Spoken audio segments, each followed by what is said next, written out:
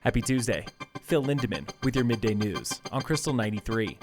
Authorities estimate a full day of cleanup at exit 205 in Silverthorne, where a hazmat truck hauling liquid barreled off I-70 and crashed just before 7:30 this morning.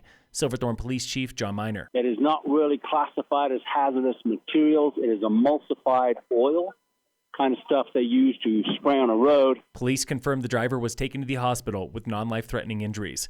That tanker narrowly missed two other cars when it careened down the exit ramp and rolled over. Stewart was driving another truck side by side with the runaway tanker, and he saw the whole thing. Came down the hill, brakes were smoking pretty bad, basically waiting for him to catch on fire at that point, and he failed to take the last runaway ramp, and at that point we knew that it wasn't going to be good. Cleanup is taking longer than expected because emergency crews cannot simply pull the tanker upright. Chief Miner explains. If you try to roll it over while full, one, it's a heavy lift on the tow trucks. Two, there's a possibility that tanker, the actual tanker itself, could crack in two. And then we're dealing with 5,200 gallons of emulsified oil all over Highway 9. First, they drill a hole in the tanker, then they empty it.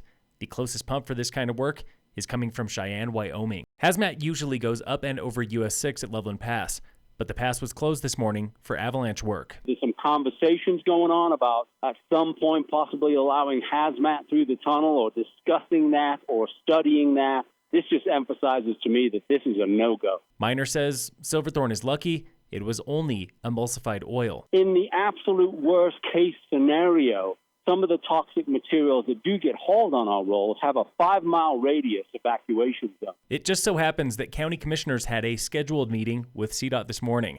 A photo of that mangled tanker even made it to the PowerPoint. So here's the latest on exit 205 from Bentley Henderson at the county and Mark Rogers at CDOT. Identified exit 205 as a recipient of somewhere in the neighborhood of $700,000 to refresh all the studies associated with any kind of redevelopment or work that might take place in that intersection. And those funds are set to be released in 24 so that work can start moving forward. Rogers says that money might be available as early as this July.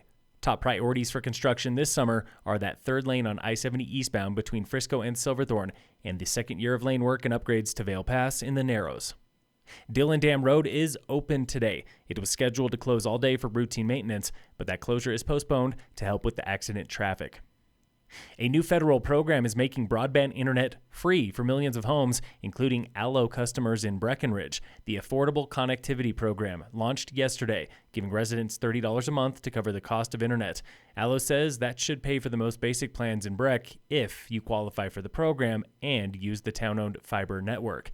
Learn more and apply at allofiber.com/ACP. That is ALLO fiber.com/ACP. In sports, the Avalanche beat the Predators last night 5-3 for a sweep of that playoff series. The Rockies lost to the Giants 8-5. Today the Rockies play the Giants again at 7:45.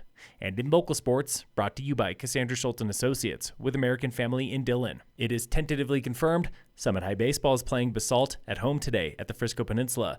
It will be the Tigers' one and only home game this season. First pitch is 2:30. Phil Lindemann, Krystal 93 News.